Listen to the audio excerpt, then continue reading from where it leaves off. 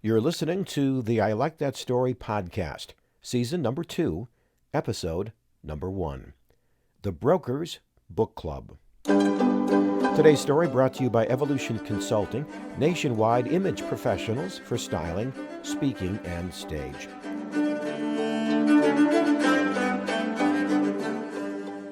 So we have a new season, a new episode, a new year, and a perfect time to consider and make resolutions and plans, as long as we realize that resolutions are possible to do on yourself and impossible to impose on others. For example, just the other day, I was walking down the hallway of a business and saw a cork board in a break room with Christmas cards on it. So, because I like to read and because I'm nosy, I read the following: Greetings from a retired employee. I'll leave the name out.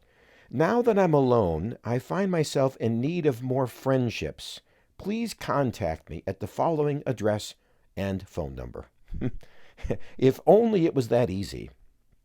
A solid group of friends can get you through all kinds of problems, can improve your outlook and increase your quality of life. And you'd think we'd spend more time on getting and keeping friends, but as you are aware, it is not that easy, especially the older we get. So I'll pass on a really solid tip I learned from a stockbroker at a book club. I had just finished my third crime novel, Dead End, by J.J. Gould, on Amazon. The commercial's now over.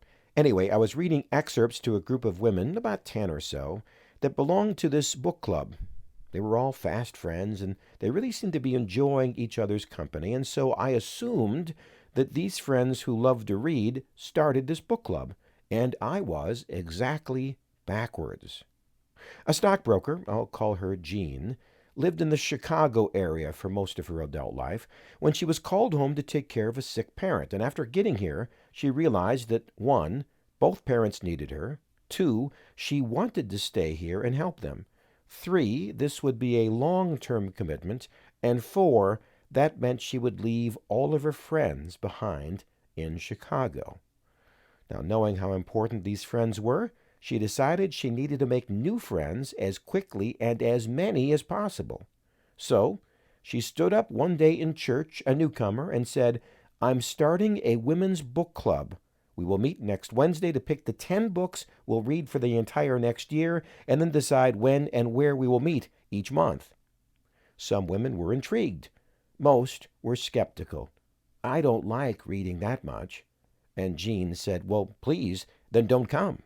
But 8 did come that first night, and that eventually grew to 12. And over the course of reading, talking, arguing, sharing personal stories, this book club grew into a group of Jean's friends that happened to also read. It was a great strategy. Maybe you'll do something similar.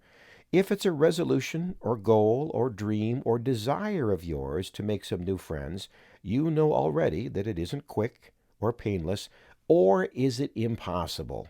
All it takes is effort, and maybe a trick or two. So that's my story.